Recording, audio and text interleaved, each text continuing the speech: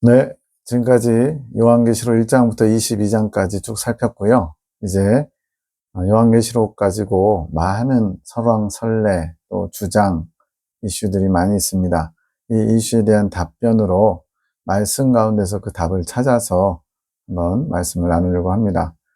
기존에 1장부터 22장에 다 설명이 되어 있습니다.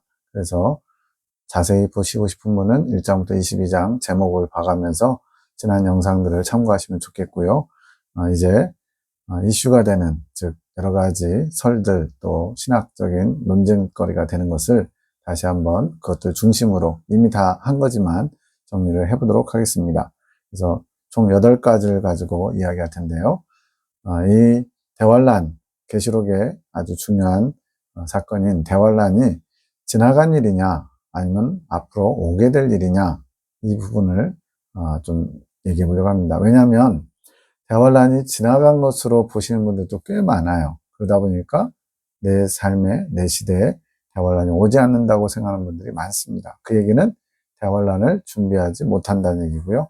또 대환란이 없다는 얘기는 휴거 사건도 별로 기대하지 않는다는 얘기거든요. 그래서 제일 우려스러운 것은 휴거는 없다, 또는 휴거는 전체가 다 휴거되기 때문에 이제 대환란에 들어가지 않는다, 이렇게 주장하시거나 그것을 따라가시는 분들이 제일 우려스럽습니다. 왜냐하면 그거는 휴거, 즉 예수님이 신랑으로 오셔서 신부들을 데리러 오시는데 그것에 대한 대비, 준비, 또 열심을 내지도 못하고요. 또 대환란이 없으니까 그다지 대환란에 대한 경각심, 대환란은 내 백성의 추운 겨울이다, 이런 말씀도 있는데, 그러한 어려움을 미리미리 준비하지 않으면 대환란 들어가서는 정말로 속수무책 당하거나 도태될 수밖에 없는 상황에 빠지기 때문에 그렇습니다.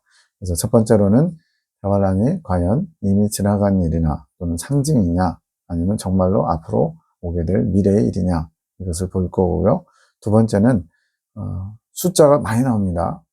무수히 많은 숫자들이 나오는데 대부분 다 상징수, 특히 14만 4천과 666을 상징수나 또는 어떤 이름을 가리키는 숫자로 풀어가지고 가장 중요한 대환란 계시록의 그 숫자가 바로 14만 4천과 666인데, 이것을 상징적으로 풀어가지고 결국은 모든 해석이 다 엉망이 되고 말았습니다.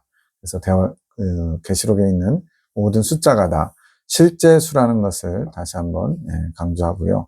세 번째로는 휴거 사건이 정말로 있는 거냐 아니면 상징적인 거냐, 이것을 다루고, 네 번째로는 어린 양의 신부들이 과연 누구냐, 이 부분을 다룰 예정입니다. 그리고 일곱 인, 일곱 나팔, 일곱 대접 재앙, 이제 계속 이 세 가지가 다 재앙이 떨어진 것처럼 보이는데 그것의 관계와 또 어떤 의미를 포함하고 있는지를 살펴볼 거고요. 여섯 번째로 가장 중요한 숫자 14만 4천과 666을 살펴볼 예정입니다. 그리고 일곱 머리 열뿔 짐승, 또 두 뿔 짐승, 대환란을 이끌어가는 악역의 주인공인데 이 두 사람의 정체를 살펴보려고 합니다. 마지막으로 다니엘 70일에와 다시 연계시켜서 최종 정리를 해보려고 합니다. 이제 함께 같이 출발해 보시죠. 자, 대환란은 지나간 것이냐 아니면 앞으로 일어날 일이냐, 이것은 굉장히 중요합니다. 왜? 이미 지나간 것이로나 또는 상징적으로 풀어버리면 대환란은 그냥 이렇게 어려움 겪을 때 믿음, 신앙을 지키라고 하나님이 하나의 그냥 말 그대로 옛날 이야기 또는 소설처럼 쓴 것처럼 돼버리기 때문입니다. 그런데 분명하게 예수님이 마태복음 24장 종말장에서 말씀하십니다. 이는 그때 큰 환란이 있겠습니다. 창세로부터 지금까지 이런 환란이 없었고 후에도 없으리라. 그러니까 전무후무한 환란이란 겁니다. 지금까지 세계적으로 큰 어려움이라면 우리가 잘 아는 바와 같이 노아의 홍수 때가 있었죠. 근데 이거는 환란이라고 할 것도 없죠. 왜? 노아의 가족 빼고는 그냥 다 완전히 다 쓸어버린 것이기 때문에 이건 뭐 환란이라고 느낄 틈도 없고 그냥 지나간 겁니다.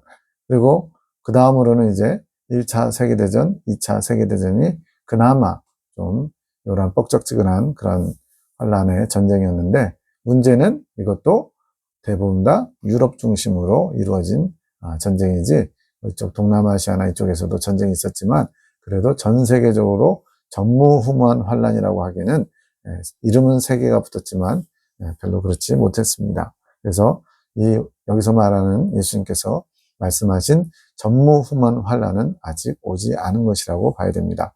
또 그 다음 마태복음 24장 15절에는 그러므로 너희가 선지자의 다니엘의 말한 바 멸망에 가증한 것이 거룩한 곳에 선 것을 보거든. 멸망에 가증한 것은, 성경에 가증하다는 것은 하나님 보시기에 우상을 표현하는 표현입니다. 그래서 멸망받을 우상이 거룩한 곳에 섰다. 이것은 뭐겠어요? 하나님이 지구에서 가장 거룩하다고 보는 땅이 바로 약속의 땅, 가나안, 이스라엘 땅이죠. 이스라엘 땅에 또 더 거룩한 곳은 예루살렘일 거고요. 예루살렘의 가장 거룩한 곳은 예루살렘 성전이고, 예루살렘 성전에서 가장 거룩한 곳은 바로 지성소입니다. 즉 하나님의 눈이 항상 그 예루살렘 성전을 향하여 있다라고 솔로몬 성전 지을 때 그런 표현이 나올 정도로 하나님의 가장 거룩하게 여기신 곳이 예루살렘 성이에요. 그래서 그 예루살렘 성 또는 성전 안에 멸망에 가증한 것, 우상이 세워지는 것을 보거든. 근데 예수님이 이 말씀을 어디서 인용했냐면 다니엘서에서 인용을 했다는 거예요. 그래서 다니엘서가 예언한 이 우상이 예루살렘 성전 안에 세워지는 것을 보거든. 그게 바로 마지막 때 종말에 있을 전무후무한 대환란이라고 예수님이 가르쳐 주시고 계십니다. 자, 이걸 다니엘서에서 다시 보면요. 그때 내 민족을 호위하는 대군 미가엘이 일어날 것이요. 또 환란이 있으리니 이는 개국 이래로 그때까지 없던 환란일 것이며. 개국 이래. 이것은 뭐 나라가 새롭게 시작한다 그런 의미도 있지만 여기에 표현상으로는 아마 인류 역사가 존재하는 그 이래로 이런 얘기 같아요. 그래서 여기서도 전무후무한 환란이라고 얘기하면서 미가엘 군대장관, 천사장이 이스라엘 백성들을 특별히 보호하는 어떤 것이 있다라고 말씀합니다. 그러면서 이제 중요한 표현이 바로 그 다음 구절이에요. 그때 내 백성 중 무릇 책에 기록된 모든 자가 구원을 얻을 것이다. 자, 이건 분명히 다니엘서에 있는 말씀이고요. 이 다니엘서의 끝에가 뭐라고 되냐면 내 백성, 즉 다니엘의 백성, 이스라엘의 백성들 중에 생명책에 기록된 모든 자가 구원을 얻는다.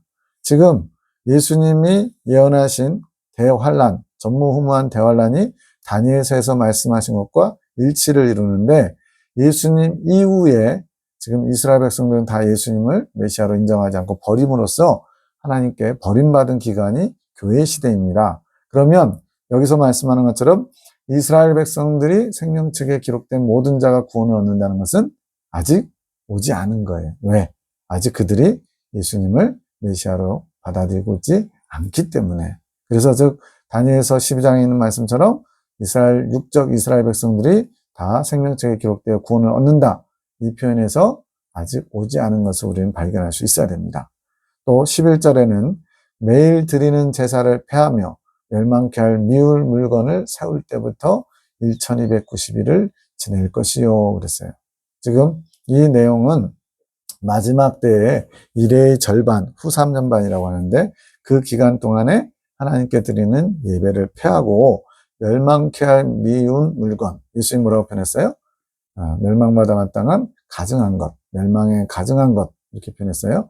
이 미울 물건이 바로 우상입니다. 이 우상을 세운 때부터 1290일을 지낼 것이요 말씀했어요.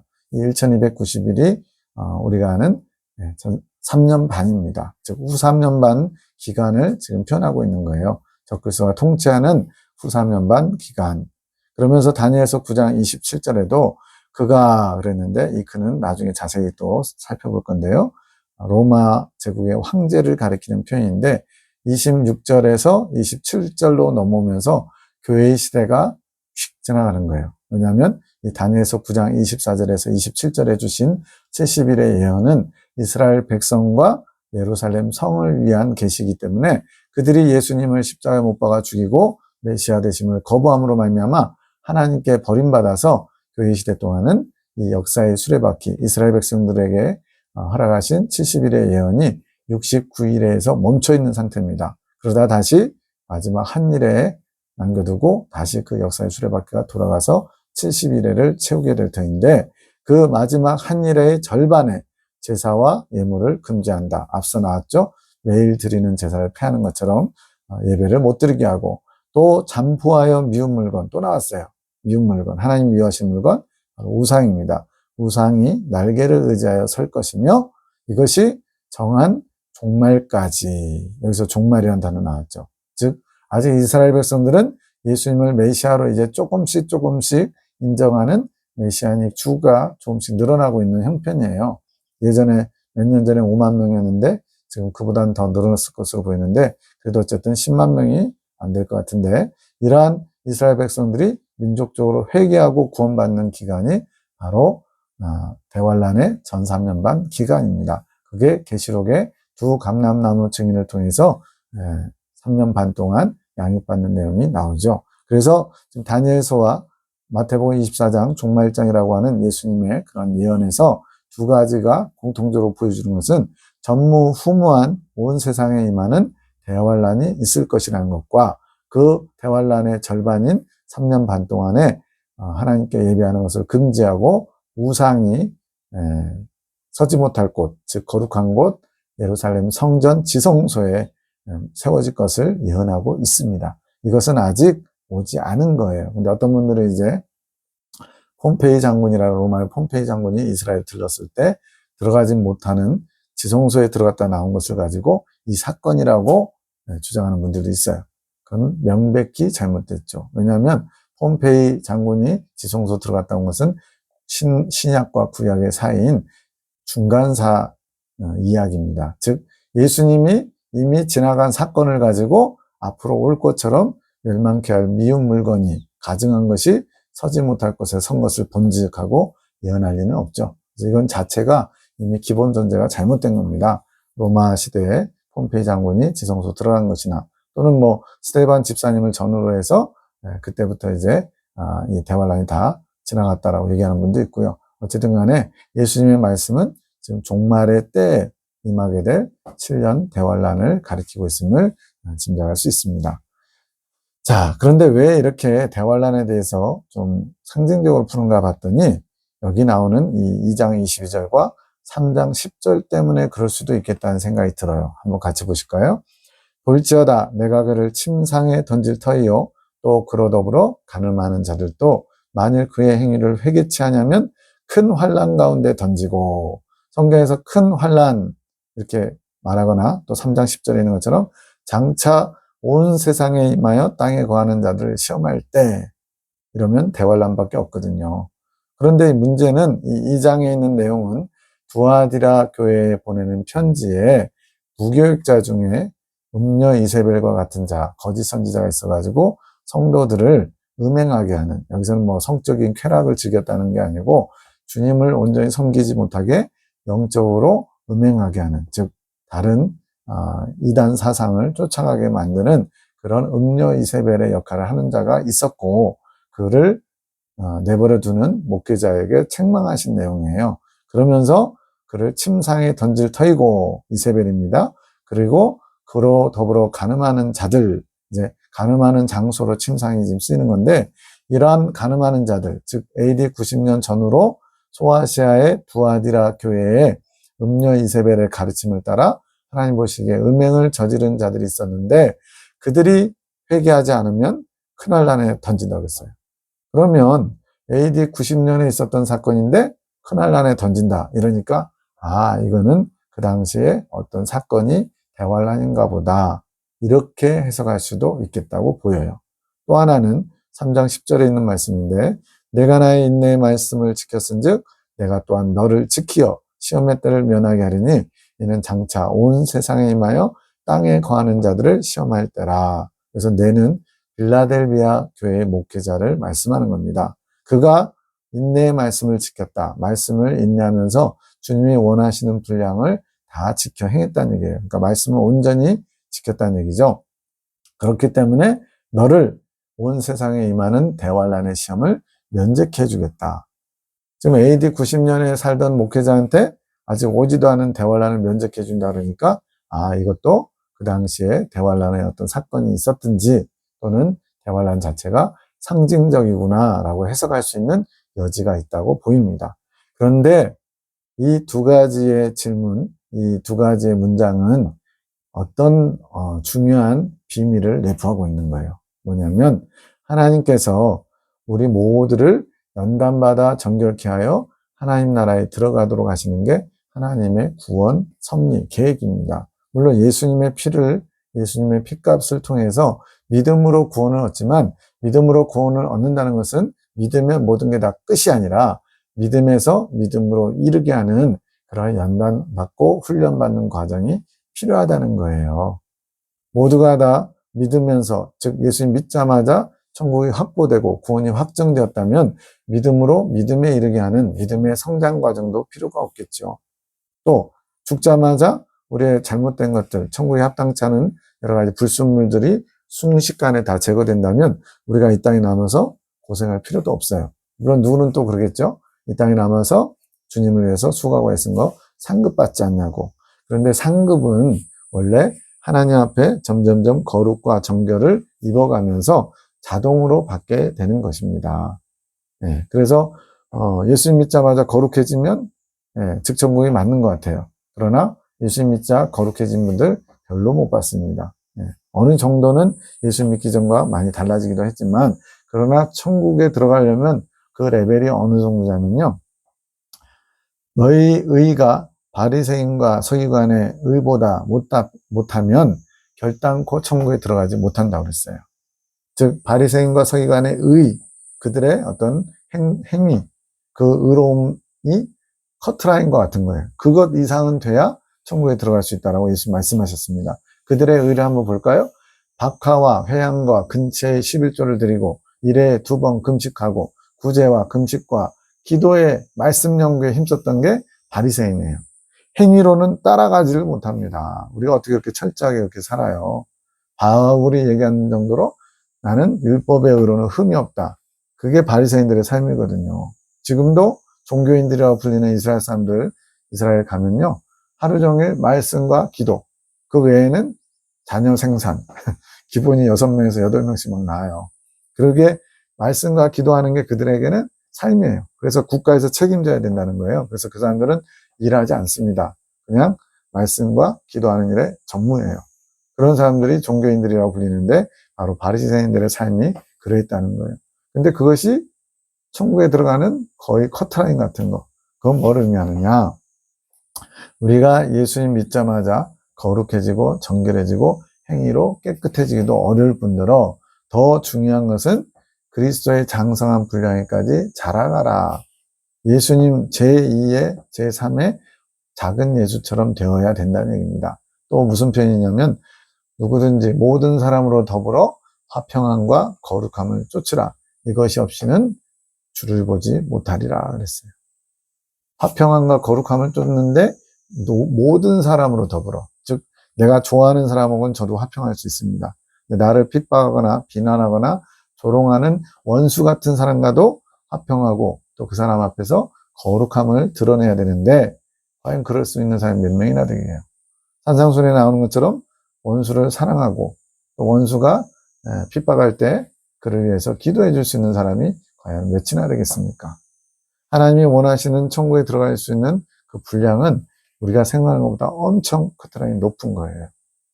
아니 그러면 그렇게 해서 어떻게 천국 가느냐? 예, 우리의 어떤 노력이나 의지로 천국 가는 게 아니라 우리 안에 들어오시는 성령님의 의지에서 성령의 이끄심에 순종해 갈 때 우리가 믿음에서 믿음으로 이루면서 점점 행실도 정결케 되어가는 겁니다. 그래서 교회의 시대는 이방인들에게 허락한 구원의 시대일 뿐더러 연단받아 정결케 되도록 하나님의 시간을 허락하신 거예요. 저와 여러분이 모태신앙이든 또는 5년, 10년, 20년 교회 다닌 지 얼마가 됐든 간에 그 시간은 예수님 믿고 그냥 상급 쌓기 위해서 주어진 시간이 아니라 천국 백성답게 불순물을 제거하는 연단의 과정을 허락하신 겁니다. 네. 로마서 5장에서도 환난은 인내를, 인내는 연단은 소망을 이루는 줄 알미라. 이 소망이 우리로 부끄럽게 하냐면 그리스도의 사랑이 우리 마음에 부은 바 되면이 그랬어요. 즉 환난이라는 거칠고 사는 환경 속에 우리가 인내하면서 연단을 받을 때에 하나님의 사랑이 부어지는 거지 예수님 믿자마자 믿으면 다 돼 해가지고 믿습니다 그러면 하나님의 사랑이 부어지고 또 이 안에 하나님의 나라가 온전히 이루어지지 않는다는 거예요. 그래서 교회 시대는 온 세상의 이방인들이 구원받으면서 연단받아 정결케 되는 기간이라고 볼 수 있고요. 대환란은 뭐냐? 육적 이스라엘 백성들이 전 3년 반 동안에 구원받도록 하나님이 허락하신 특별한 기간이면서 아까 다니엘서 70일에서 이스라엘 백성과 예루살렘 성을 위해서 70일에로 기한을 정했잖아요. 69일에는 다 지나갔고 이제 7년만 남았는데 그 7년 동안에 하나님의 백성들을 구원하시고자 하는 계획이 있는 겁니다. 그걸 위해서 지금 AD 70년에 망했던 이스라엘 백성들이 1900년 만에 다시 이스라엘 고토로 귀환해서 1948년에 독립하고 지금 민족적으로 회개 운동을 통해서 이제 메시아로 예수님을 영접하도록 하나님이 작업하신 거예요. 지금도 꾸역꾸역 지금 들어오고 있죠. 800만, 900만을 넘어간다고 하는데 이처럼 이스라엘 백성의 구원 기간이면서 이방인들 중에 교회 시대 동안에 연단받아 정결케 되지 못한, 즉 천국 백성답게 변화되지 못한 분들에게 보너스 기간으로 허락하신 것이 바로 대환란입니다. 이때는 교회 시대 동안에 신앙생활 20년, 30년 하는 동안도 하나님이 원하시는 천국 백성다운 분량을 못 채웠기 때문에 이때는 가마솥에다가 푹 찌듯이, 또 학원가에서 예전에 스파르타 학원이 있었거든요. 3년 과정을 6개월 만에 끝내는 거예요. 그러다 보니까 아침에 5시에 일어나고 밤에 11시, 12시에 재우는 거예요. 그러니까 한 5, 6시간만 재우고요. 나머지 10몇 시간을 계속 공부시키는 겁니다. 그래서 3년 과정을 6개월 만에 끝낼 수 있도록 그렇게 하는 것을 스파르타 교육이라고 하는데, 마찬가지로 평생을 또는 10년, 20년 동안 아무리 신앙생활을 했어도 빨리빨리 안 익었어요. 근데 이제 대환란에 들어가면 이 대환란 7년만 딱 지나가면요, 누구라도 다 익었어요. 완전히 익었어요. 가마솥에다 찌면은 진짜 잘 익잖아요. 그래서 맛도 있잖아요. 하나님이 익은 열매 만드시는데 대환란을 이방인들에게 보너스 기간으로 주신 거예요.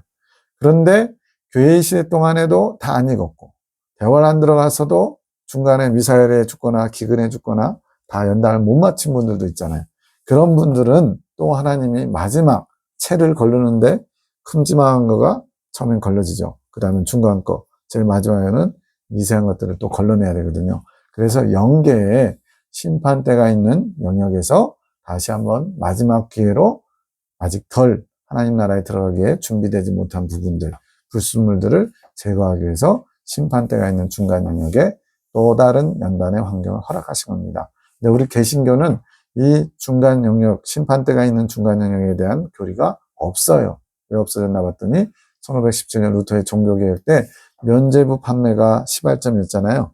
그 면죄부의 판매의 중심에 뭐가 있었냐면 연옥교리가 있었던 거예요. 그래서 그 당시에 가톨릭 전체가 다 연옥에 들어가서 연단받아 천국 간다는 교리가 있었는데, 그것을 이제 면제시켜준다, 또는 헌금을 많이 하면 빨리 거기를 통과할 수 있다, 이런 식으로 돈을 받고 면죄부를 판매하면서 아주 중세 때 엄청나게 문제를 일으켰죠. 그러다 보니까 그것 자체가 시끄러우니까 개신교에서는 다 빼버린 거예요. 연옥교리 자체를 없애버렸어요.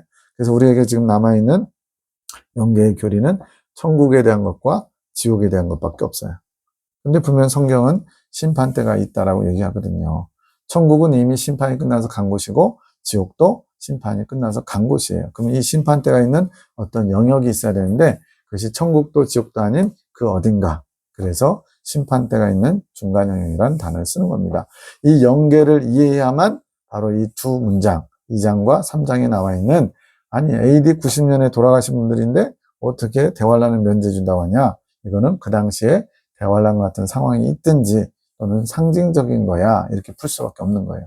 근데 이 영계가 있는 영계에 심판대가 있는 영역에서 불순물을 제거하는 연단마다 정결케 되는 과정이 영계에도 있다라고 생각한다면 이제 이해가 돼요. 뭐냐면 바로 음녀 이세벨을 용납해서 분명히 예수님을 믿는 믿음이 있었는데 이단 사상에 좀 이렇게 같이 외압하는 그런 사람들이 있어요. 그들에게 회개치 않으면 그런 큰 환란과 같은 환경에다 집어던져서 불순물을 제거하겠다는 겁니다. 그러면 여기서 이 대환란은 뭐냐? 바로 영계에서의 대환란과 같은 환경. 대환란이 뭐라고 그랬어요? 연단마다 정결케 되게 하기 위한 하나의 보너스 기간 같은 게 대환란이에요, 실제로. 그리고 이 땅에서 교회 시대도 대환란 때도 연단마다 정결케 되는 것을 이루지 못하면 영계에서라도 그 나머지 연단을 다 마치고 들어가게끔 하나님이 섭리하신 겁니다. 그래서 영계의 심판대가 있는 영역에서 연단마다 정결케 된다는 것은 하나님의 정말로 큰 사랑인 거예요. 한 사람도 하나님의 백성을 놓치지 않으시려고 하나님의 기회를 또 주시는 거니까. 이게 어떻게 이해가 돼야 되느냐? 바로 이스라엘 백성들의 애굽에서 탈출하는 것이 바로 출애굽, 그게 바로 예수님을 믿는 처음 시발점, 처음 예수님 믿고 구원받았다라고 하는 그 시점이에요. 근데 그들이 하나님의 약속의 땅인 천국, 가나안 땅을 애굽에서 나오자마자 곧바로 들어갔으면 즉 천국이 맞아요.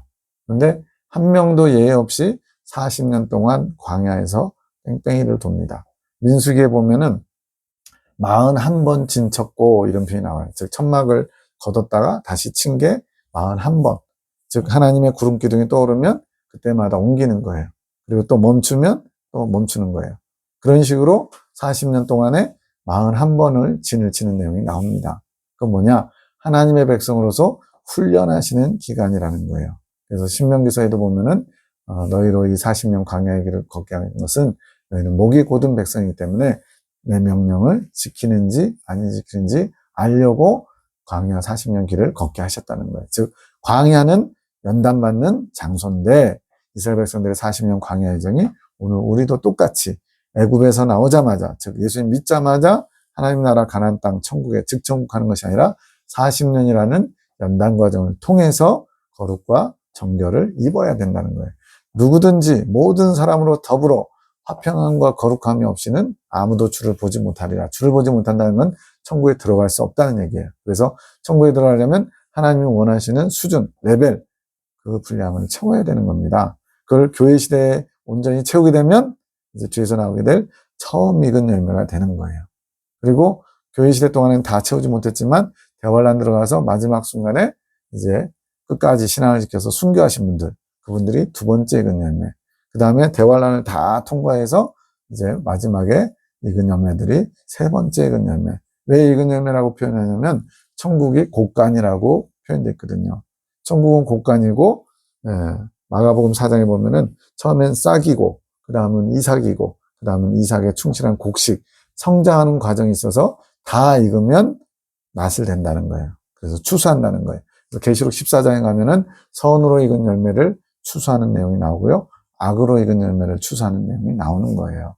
지금 제가 드린 말씀은 수십 년 동안 검증된 것이고 제가 깨달아서 정리한 게 아니라 높이 성장하신 분, 또 그러한 진리를 정돈하게끔 하나님 사용하신 분을 통해서 오늘 우리에게 몇십 년 전부터 전달된 거예요. 근데 이것이 널리 확산되지 못해가지고 아주 일부의 사람들만 알고 있고 대부분 다 계시록을 무슨 문학책처럼 또는 우리 시대에 대환란이 오지 않는 것처럼 이렇게 착각하고 있습니다. 이것은 정말로 두려운 거예요. 왜?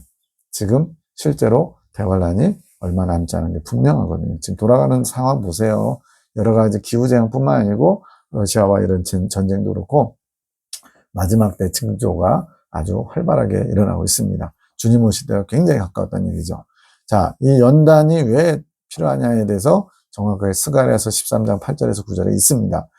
여호와가 말하노라 이 온 땅에서 이걸 이제 이스라엘 백성들은 자기들만 구원받는다고 하니까 자기 백성들만 생각을 해요. 그래서 이스라엘 사람들 중에 3분의 2는 멸절되고 3분의 1은 남아서 연단받고 시험당한다 이렇게 생각하는데 우리는 그렇지 않잖아요. 이방인들 다 포함해서 이 지구상에 존재했던 사람들 중에 3분의 2는 멸절, 그래서 지옥 가는 것을 말합니다. 그리고 3분의 1은 남아서 불 가운데 던져 은같이 연단하며 금같이 시험하신다.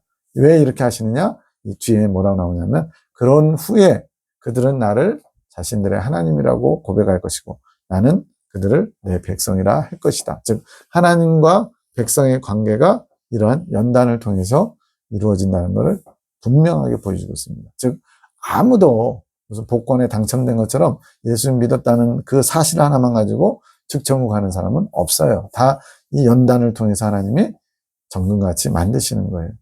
그게 아니라면은 왜 욥은 그렇게 엄청난 연단을 받아야 됩니까? 또 다윗은, 바울은 왜 그런 연단을 받아야 됩니까? 선택하는 게 아니에요. 연단은 절대적으로 필요한 겁니다. 무엇을 위해서? 천국에 갈 수 없는 이 땅에 속한 육성, 죄성을 정결하게 제거하는 것이 연단이거든요. 그래서 성경 곳곳에는 연단받아 정결케 된다는 진리가 여기저기 있어요. 근데 오늘날 이런 연단의 진리를 모르고 그냥 예수 믿으면 복 받는다고 기복신앙으로 오랜 시간 동안 한국교회도 왔어요. 그러나 이제 그런 시대는 끝났습니다. 왜?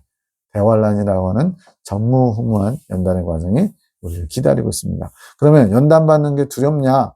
우리 시대에 대환란이 있다는 것은 아주 큰 복일 수도 있고요.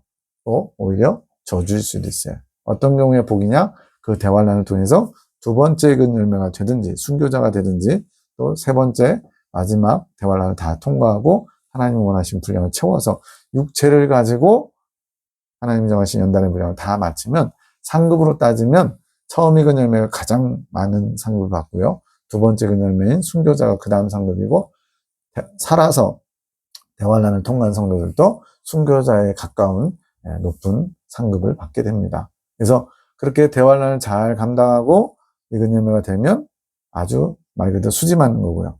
반대로 대환란의 후 3년 박아서 적그리스도의 위협에 가족 막 어린 자식의 목에다 칼을 대고 예수를 부인해라 또는 내가 메시아인데 적그리스도가 나를 메시아로 인정해라. 그렇지 않으면 이 자식 죽인다. 이렇게 할 때 그것이 차마 눈 뜨고 못 볼 만한 그런 처절한 상황이어가지고 나도 모르게 부인하게 되면 어떻게 되겠어요? 오히려 대환란이 이 땅에서 있었던 게 망하는 게 돼버리겠죠. 그래서 지금 대환란을 앞두고 있는 이 시점에 어떤 자세, 어떤 신앙의 기본기를 가지고 있느냐를 가지고 이제 대환란이 큰 복이 될 수도 있고요. 반대로 망하는 게 될 수도 있어요. 그래서 대환란 때문에 이 요한계시록을 잘 알아야 되는 겁니다.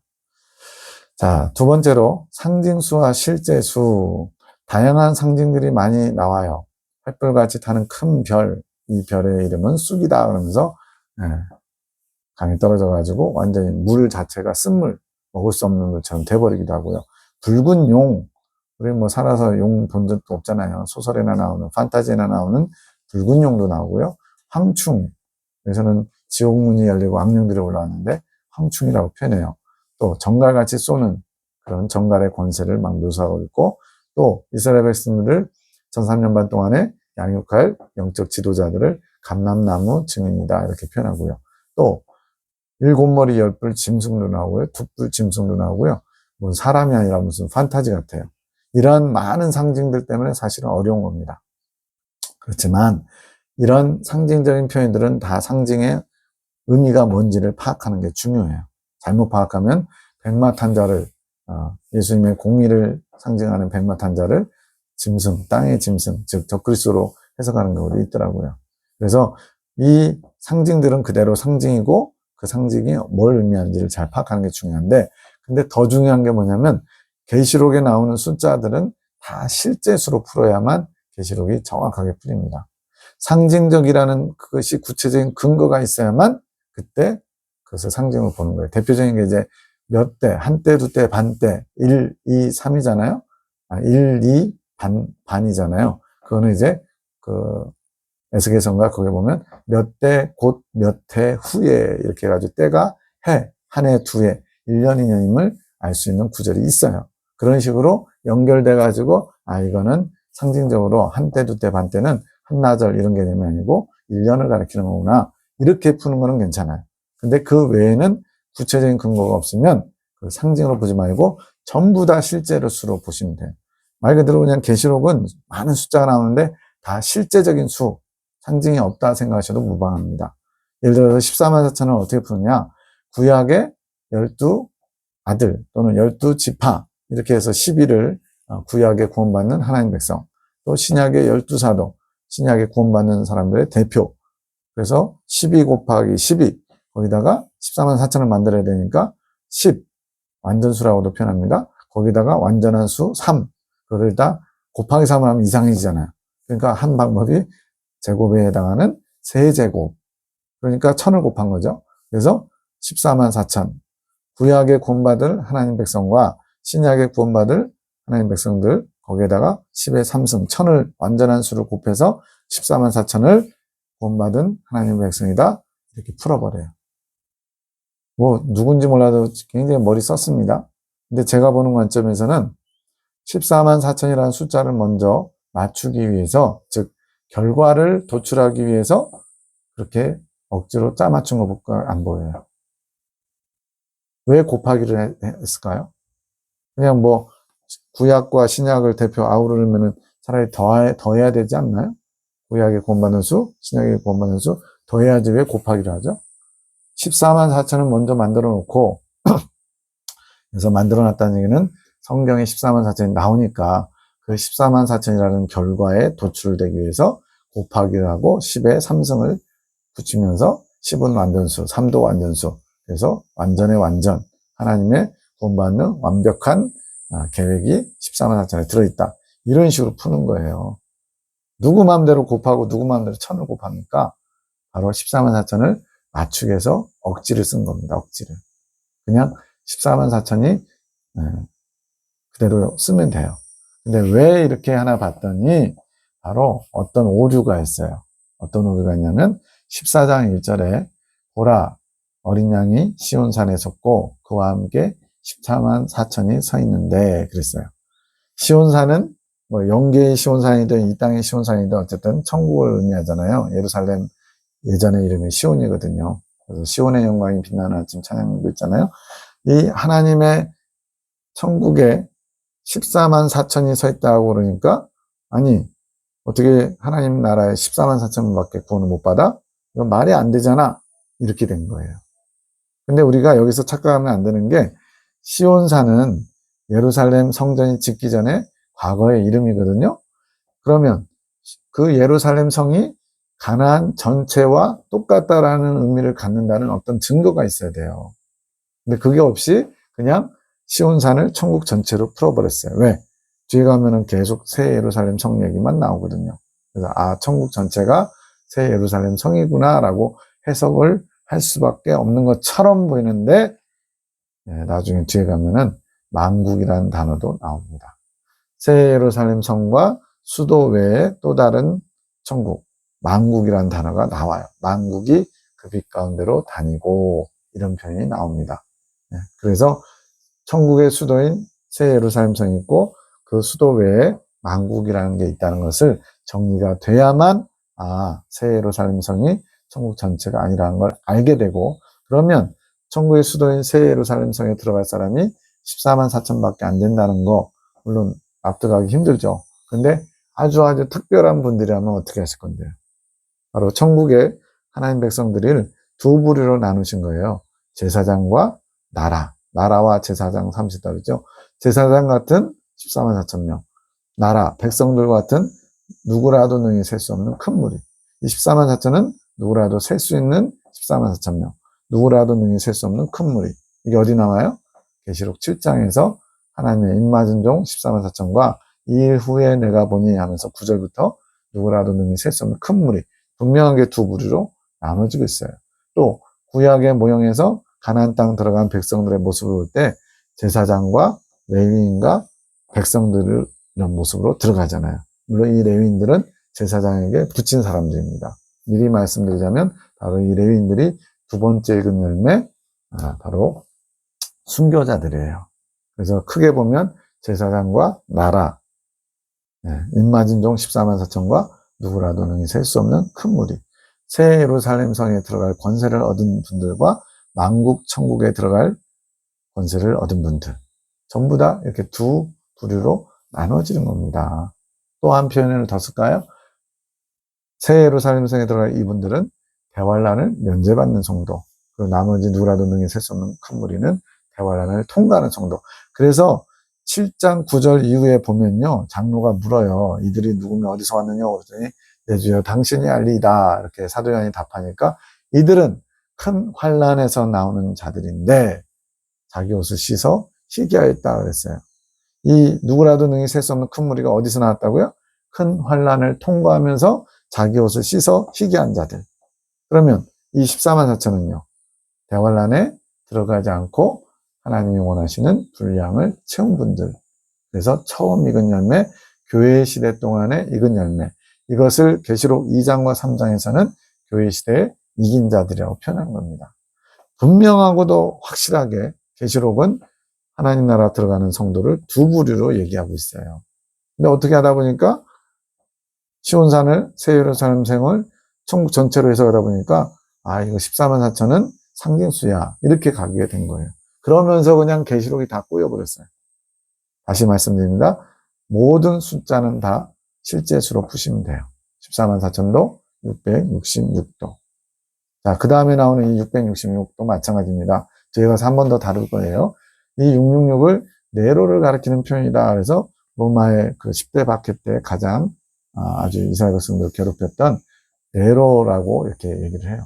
이걸 게마트리아라고 그러는데 지금은 아라비아 숫자가 전 세계적으로 공용어로 쓰잖아요. 그래서 뭐 억, 뭐 이런 것까지 다 숫자를 똑같이 동일하게 씁니다. 영어 몰라도 숫자로 된 뭐 달러 얼마 뭐 이런 것들은 다 알 수가 있어요. 숫자가 다 공통이니까. 그런데 이 아라비아 숫자가 공용어로 쓰이기 전에는 이 문자에다가 히브리 알파벳, 알렛, 베이트, 기멜, 달렛 여기다가 1, 2, 3, 4, 그 다음부터는 12, 10, 30, 90까지 또 그 다음에는 100 이런 식으로 해가지고 숫자 개념을 다 집어넣어 놨어요. 그러다 보니까 이 666을 그 알파벳에서 찾아낸 거예요.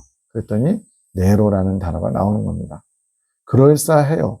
그리고 이렇게까지 연구하신 거에 박수를 쳐드리고 싶어요. 그런데 과연 666이 네로만 나올까요?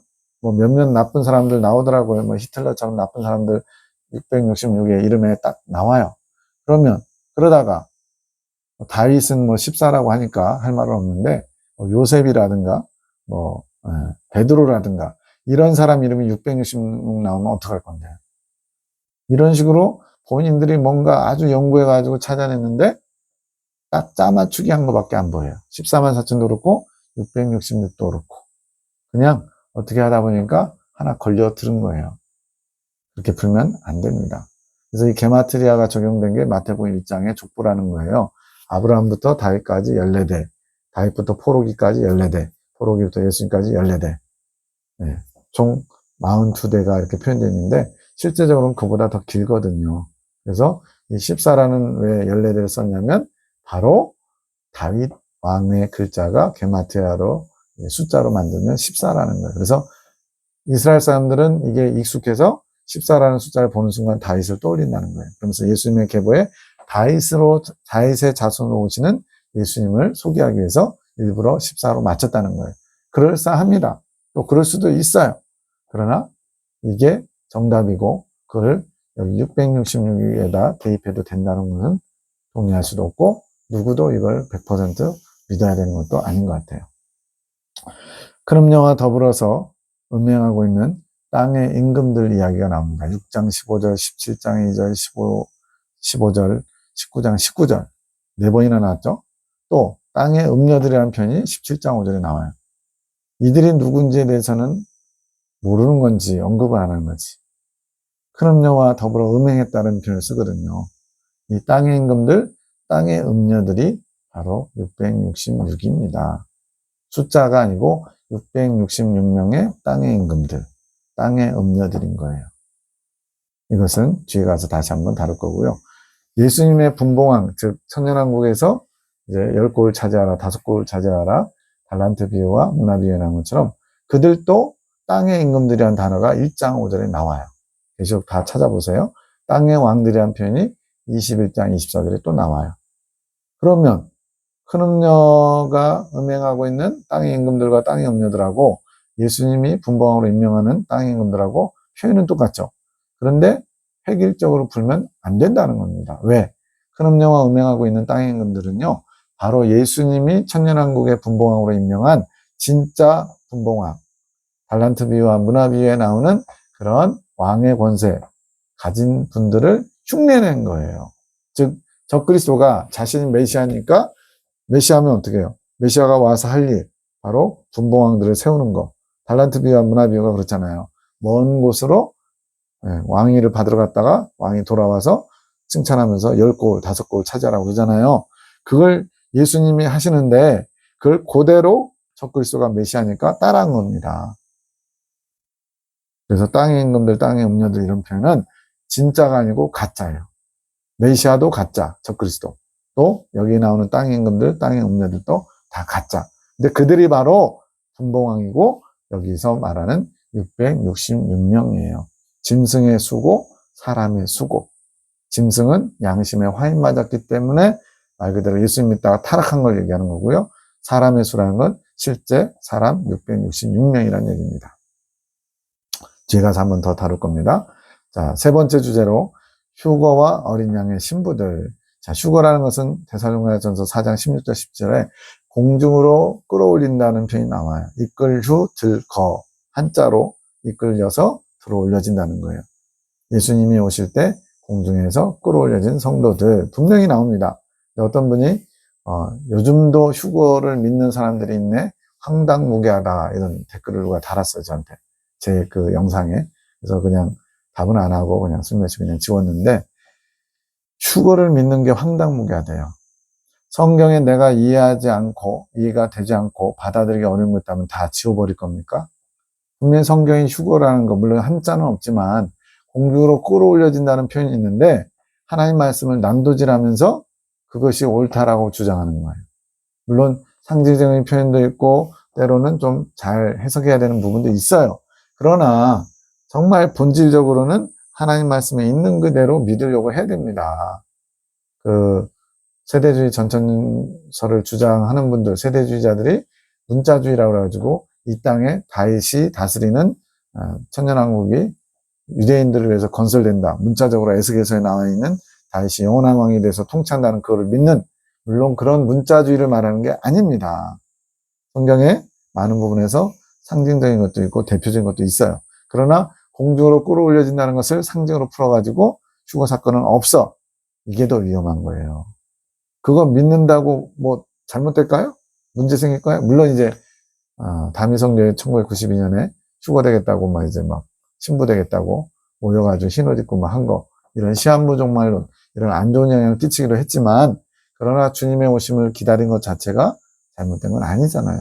그래서 예수님의 재림이 분명히 기록되어 있는데, 예수님의 재림을 기다리면 이상한 무슨 시한부 종말론처럼 오해하고 핍박하고 그런 일들이 얼마나 많았어요. 근데 지금은 진짜 예수님 오실 때예요. 그 시기가 자다가 깰 때가 된 거예요. 자, 예수님의 재림은 은밀하게 오시는 모습으로도 있고, 또 하나는 온 세상이 다 알 수 있도록 백마군대와 함께 내려오시는 장면이 있습니다. 그래서 두 번이에요. 근데 한 번은 은밀하게 오시는 건 말 그대로 은밀하게니까 대부분 다 몰라요. 아주 깨어있는 몇몇 사람들만 알 정도로. 그게 바로 공중 강림하시는 예수님이고, 그때 공중으로 끌어올려진 사람도, 그래서 뭐 영화나 이런 거 보면요, 휴거 성도가 전체든지 전체 휴거설 또는 뭐 절반 정도 되든지 굉장히 많은 줄 착각해요. 그래서 뭐 전투기도 조종사 2명 있어서 한 명은 교회 다니는 사람, 한 명은 안 믿는 사람, 이런 식으로 앉힌다는, 진짜인지 아닌지 모르겠어요. 뭐 그런 식으로 했다는데, 휴거 성도는요 극소수입니다. 극소수. 미리 말씀드릴게요. 지금 기독교인들 인구가 10억이라고 쳐요. 20억이라고 쳐요.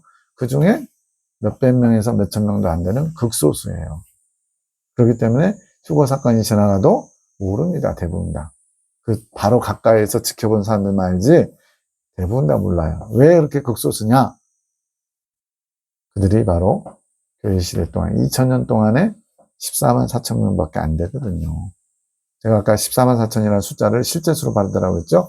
교회 시대 전체 2000년 동안에 그 새 예루살렘 성에 들어갈 권세를 얻은 분들이 어린 양의 신부들인데, 그들이 교회 시대에 이긴 자들이고 숫자로는 14만 4천밖에 안 돼요. 2000년 동안에 많은 시간이 지났고, 지금 예수님 오실 이 시점에 이 세대에 살고 있는 분들은 많아야 몇백 명, 또는 더 많아도 1000명, 2000명도 안 될걸요.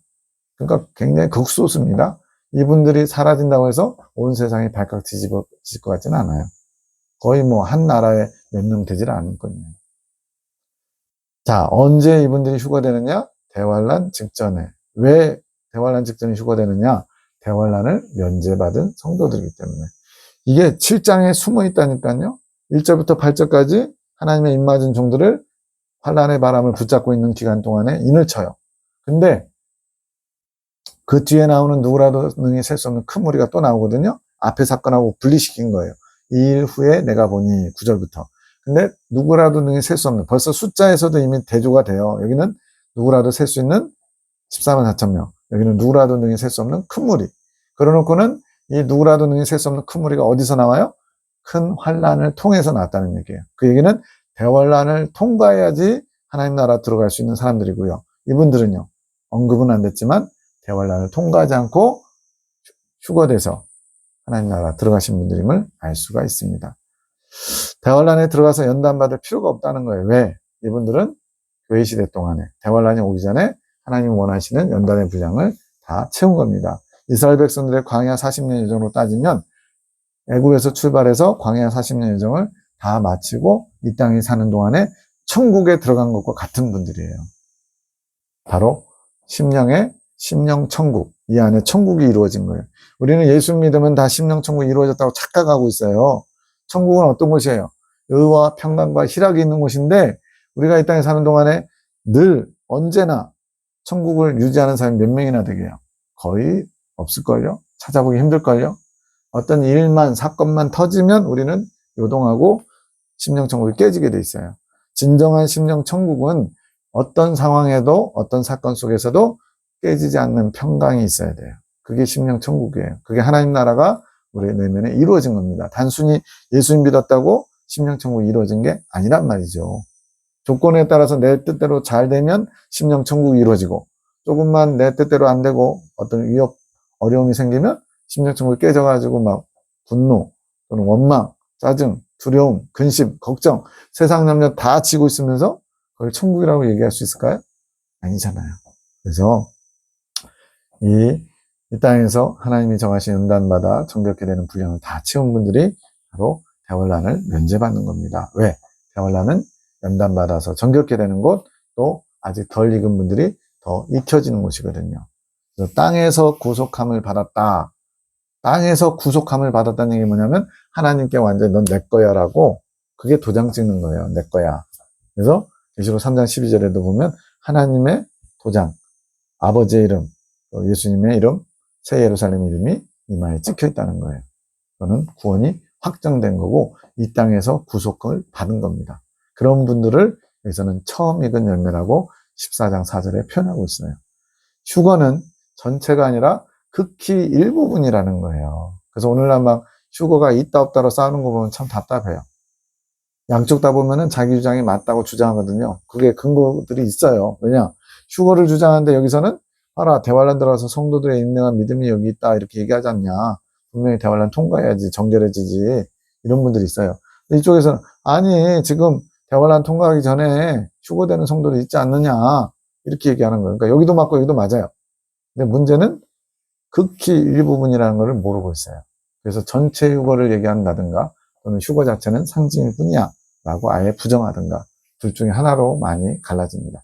근데 휴거는 있지만 극히 극소수의 사람들이 휴거되는 거예요. 그리고 대부분은 대환란을 통과하게 됩니다.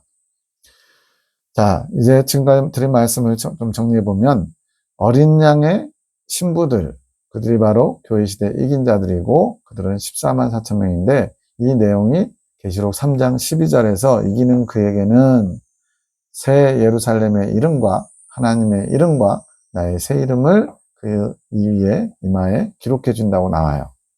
그리고 14장 1절에서는 어린 양이 시온산에 서 있는데 그와 함께 14만 4천이 서 있고 그들에게 아버지의 이름과 어린 양의 이름이 그 위에 기록되어 있다는 거예요. 자, 이마에 그 위에 이렇게 표현됐는데 잘 보세요. 새 예루살렘의 이름이 여기서는 시온산에 서 있다라는 이름이 기록됐다는 표현은 안 했지만 시온산에 서 있다. 시온산은 예루살렘의 과거 이름이잖아요. 완성되기 전, 성전이 세워지기 전에 시온산이라 불렸단 말이에요. 새 예루살렘의 이름과 시온산이 매칭을 이루고요.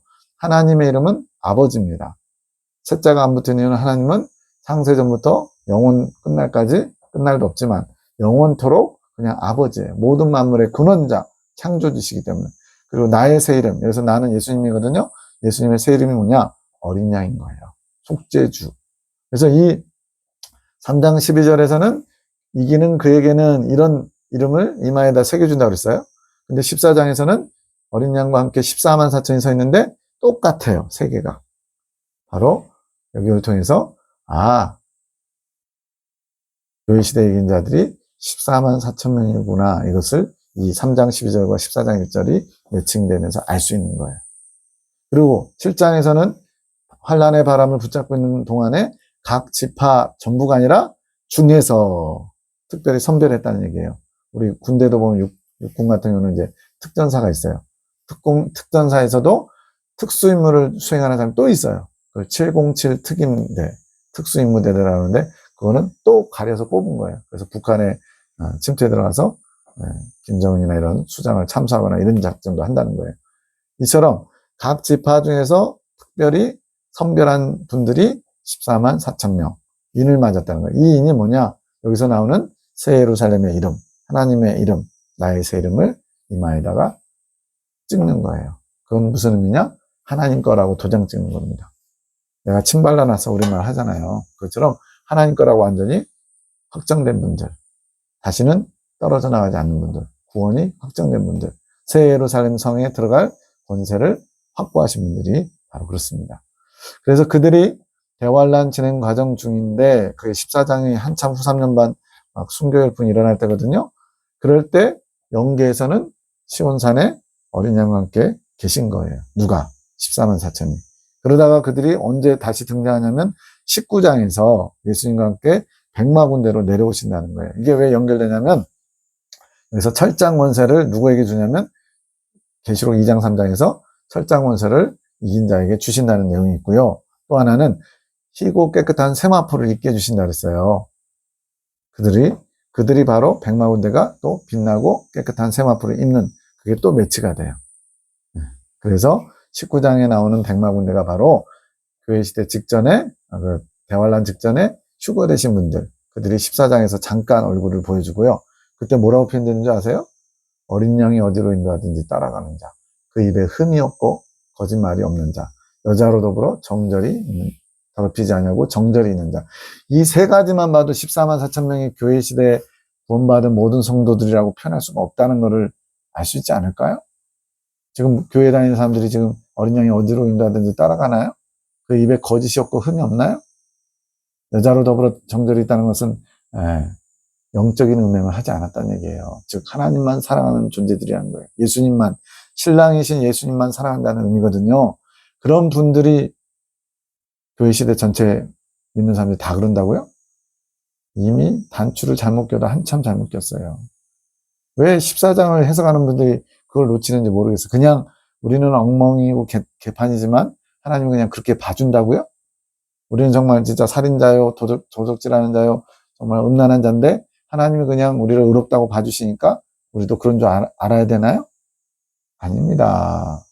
누가 봐도 이거는 납득할 수 없는 거죠. 분명히 어린 양과 함께 있는 14만 4천이 여자로 더불어 더럽히지 않고 정절이 있는 자고 그 입에 거짓과 흠이 없는 자고 어린 양이 어디로 인다든지 따라가는 자고 땅에서 구속을 받아 처음 익은 열매로 예수님 여호와께 하나님께 속한 자고 벌써 구별된 표현들이 너무 많이 나오는 거예요. 우리 전체라고 하기에는.